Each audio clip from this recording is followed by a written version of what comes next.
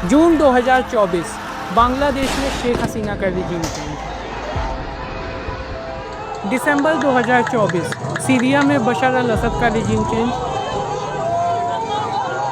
अप्रैल 2022 पाकिस्तान में इमरान खान की सरकार गिरी। 2011 लीबिया में कर्नल गद्दाफी का regime. 2003 Iraq. 1991 disintegration of Soviet union. 1953 Iran में उस टाइम की सरकार का रिजीम चेंज। इन सब में कॉमन क्या है पता है? The United states of America. US ने इन सभी कंट्रीज़ में रिजीम चेंज करवाई क्योंकि इन सभी कंट्रीज़ के लीडर्स ने एंटी यूएस इंस्टेंस लिया। लाइक बांग्लादेश में शेख हसीना ने यूएस को एक नेवल बेस बनाने की परमिशन नहीं दी। इराक में सद्दाम हुसैन ने ऑयल कंपनीज़ को नेशनलाइज कर दिया। एंड कुछ ऐसा ही ईरान में उस टाइम के प्राइम मिनिस्टर मुसादेक ने भी किया था। इसके बाद यूएस को काफ़ी ज़्यादा नुकसान होने लगा, तो सालों बाद ना सिर्फ इन लीडर्स को अपनी सत्ता गंवानी पड़ी, बल्कि बहुत से ऐसे इंस्टेंस हुए जहां इन लीडर्स को पब्लिकली असैसिनेट किया गया। अमेरिका ये सब कुछ करता है अपनी खुफिया एजेंसी CIA की मदद से। CIA यानी सेंट्रल इंटेलिजेंस एजेंसी। CIA ने ओवर द ईयर्स अपने डीप स्टेट एंड रिसोर्सेज का इस्तेमाल करके इन सभी कंट्रीज़ में रिजीम चेंज करवाई।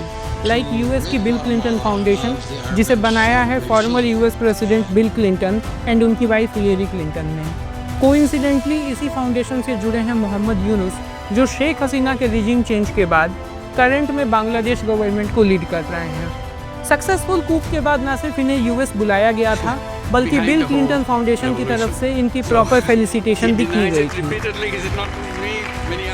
CIA के एक ex officer John R Stockwell ने पब्लिकली क्रिटिसाइज किया था CIA एंड यूएस गवर्नमेंट को इस तरीके से बाकी कंट्रीज में रिजीम चेंज करवाने के लिए। नाउ अब क्वेश्चन है कि CIA ये सब कुछ करती किस तरीके से है?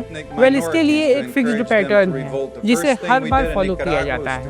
एक एक करके इस पैटर्न के ऊपर बात करेंगे। Number 1, negative statement about country and leader. सबसे पहले यूएस क्या करता है कि अपने पावरफुल इंस्टीट्यूशंस एंड अपने लीडर्स के जरिए उस कंट्री एंड उस कंट्री के लीडर के बारे में बहुत ज़्यादा नेगेटिव स्टेटमेंट्स देते हैं। जैसे कि US president Ronald Reagan Libya के कर्नल गद्दाफी को mad dog of middle east कहते थे। सीरिया में जब बशर अल असद की सरकार गिरी तो उस टाइम के यूएस प्रेसिडेंट जो बाइडेन ने इसे एक हिस्टोरिक अपॉर्चुनिटी कहा था। Recent US president Donald Trump लगातार ईरान को बुली ऑफ मिडिल ईस्ट कहते हैं। एंड शेख हसीना को भी काफ़ी ज़्यादा नेगेटिव स्टेटमेंट्स का सामना करना पड़ा था, क्योंकि यूएस के हिसाब से वो एक अथॉरिटेरियन रिजीम चला रही थी। नाउ जब एक बार उस लीडर की इमेज खराब हो जाती है, इसके बाद शुरू होता है step 2, attacking various institutions of country. Like Iran की जो इस्लामिक रिवोल्यूशनरी गार्ड कॉर्प है IRGC, जो वहाँ की मेन आर्मी है, इसको यूएस ने डेजिग्नेट किया है एक टेररिस्ट ऑर्गेनाइजेशन। इसके अलावा रशिया की वेरियस सरकारी कंपनीज एंड अदर इंस्टीट्यूशंस के खिलाफ यूएस एंड यूरोप ने 20,000 से ज़्यादा सैंक्शंस लगाए हैं। बांग्लादेश की इलेक्शन कमीशन की इम्पार्शियलिटी को भी यूएस ने क्वेश्चन किया था। बेसिकली ये करने के पीछे जो एक्चुअल मोटिव होता है कि उस इंस्टीट्यूशन की जो रिस्पेक्ट है, डिग्निटी है, अपने लोगों के सामने ख़राब हो जाए, लोग पब्लिकली उसे क्रिटिसाइज़ करें, उसकी इम्पार्शियलिटी को क्वेश्चन करें। नाउ जब ये भी स्टेप पूरा हो जाता है, फिर शुरू होता है स्टेप 3, इलेक्शन फ्रॉड। बेसिकली अगर वो कंट्री डेमोक्रेटिक कंट्री है तो वहाँ पे इलेक्शंस होंगे। यूएस क्या करता है कि जो भी रिसेंट इलेक्शंस होते हैं उन इलेक्शन रिजल्ट को फ्रॉड डिक्लेयर कर देता है। पूरे प्रोसेस को रिग्ड बता दिया जाता है, अटैक किया जाता है उस लीडर को कि उसने जानबूझ के इलेक्शन को रिग्ड किया था ताकि वो कंटिन्यूसली पावर में बैठा रहे। बांग्लादेश में भी यही देखने को मिला। जून 2024 में जब बांग्लादेश में इलेक्शंस होने थे, उसके 6 महीने पहले से यूएस ने ये कहना शुरू कर दिया था कि यू नो व्हाट, बांग्लादेश में जो इलेक्शंस होते हैं ये इलेक्शंस बिल्कुल भी फेयर नहीं है। रूलिंग पार्टी इलेक्शन कमीशन के साथ मिलकर पूरे इलेक्शन सिस्टम को रिग्ड करती है ताकि कंटिन्यूसली पावर में बैठी रहे एंड ऑपोजिशन को सप्रेस किया जाता है।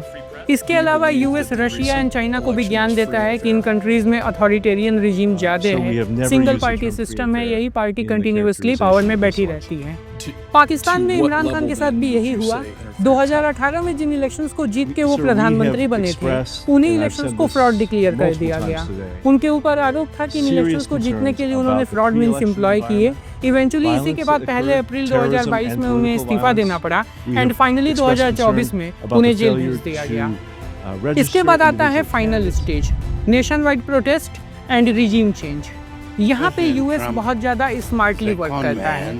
यूएस एड के नाम पे जिन एनजीओस को सालों से यूएस फंड करता है, पहले इन्हीं एनजीओस की मदद से देश में प्रोटेस्ट ऑर्गेनाइज कराए जाते हैं या फिर सिविल वॉर की सिचुएशन पैदा की जाती है एंड इसके बाद इन्हीं की आड़ लेके देश में एक रिजीम चेंज करवा लिया जाता है। बांग्लादेश में भी यही देखने को मिला। एक रिजर्वेशन का मुद्दा उठाया गया जिससे सीधे सीधे शेख हसीना इन्वॉल्व थी भी नहीं, लेकिन इसी मुद्दे पे देश में प्रोटेस्ट हुए एंड शेख हसीना की सरकार चली गई। लीबिया एंड सीरिया में सिविल वॉर की सिचुएशंस पैदा किए गए एंड फाइनली दोनों जगह सत्ता परिवर्तन देखने को मिला। अब कई केसेस में लीडर्स काफ़ी ज़्यादा फॉर्चुनेट होते हैं, उन्हें दूसरे देश में जाने का समय मिल जाता है। जैसे शेख हसीना इंडिया आ गई थी एंड सीरिया में बशर अल असद रशिया चले गए थे, लेकिन हर एक लीडर इतना ज़्यादा फॉर्चुनेट नहीं था। लीबिया में गद्दाफी के साथ क्या हुआ हम सब जानते हैं एंड इराक में तो सद्दाम हुसैन को फांसी पे चढ़ा दिया गया। तो ये वो 4 स्टेप्स हैं जिनको फॉलो करके यूएस किसी दूसरे देश में रिजीम चेंज करवाता है एंड अब इंडिया में भी हमें यही देखने को मिल रहा है। अभी इंडिया एंड यूएस के रिलेशंस भी ख़राब है because of the Russian oil and tariffs.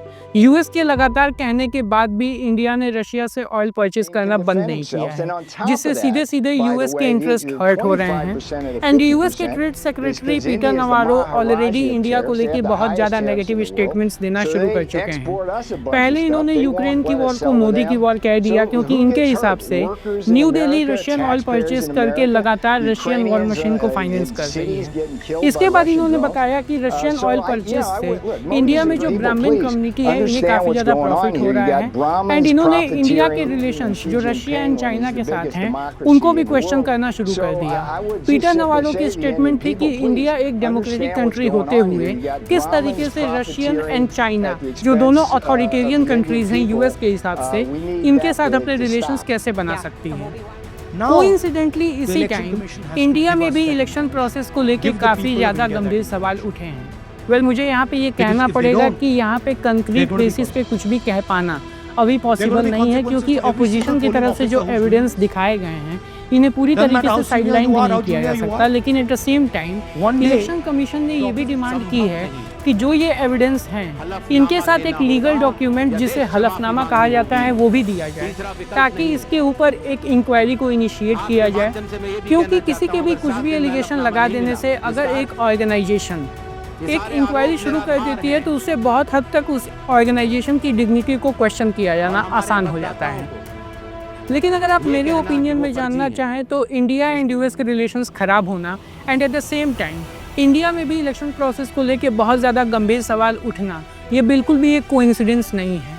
Definitely किसी न किसी लेवल पे यूएस का यहाँ पे इन्वॉल्वमेंट है, क्योंकि यूएस प्रेसिडेंट डोनाल्ड ट्रंप खुद एक्सेप्ट कर चुके हैं कि 2024 के लोकसभा इलेक्शंस के पहले यूएस एड के नाम पे बहुत ज़्यादा अमाउंट इंडिया में भेजा गया था ताकि इंडियन वोटर्स को इन्फ्लुएंस किया जा सके। यहाँ यूएस की क्या रिक्वायरमेंट है कि वो इंडियन वोटर्स को इन्फ्लुएंस करें। इसके अलावा हिस्टोरिकली भी देखा गया है कि जो एक ज़्यादा पावरफुल कंट्री होती है वो अपने से कम पावरफुल कंट्री को इस तरीके से प्रेशराइज करती है ताकि वो ज़रूरत पड़ने पर एक ट्रस्टेड लेफ्टिनेंट की तरह हर एक बात को माने, हर एक ऑर्डर को माने, ताकि उस कंट्री की जो लॉन्ग टर्म बेनिफिट्स हैं उन्हें इजीली सिक्योर किया जा सके। लेकिन मैं यहाँ पे आपके भी ओपिनियंस जानना चाहूँगा, आपको क्या लगता है कि प्रेजेंट टाइम में क्या यूएस इंडिया में भी धीरे धीरे एक रिजीम चेंज को प्लान कर रहा है? लिखिएगा अपनी राय कमेंट सेक्शन में, मैं ज़रूर जानना चाहूँगा। तब तक के लिए do like, share and subscribe to World watch.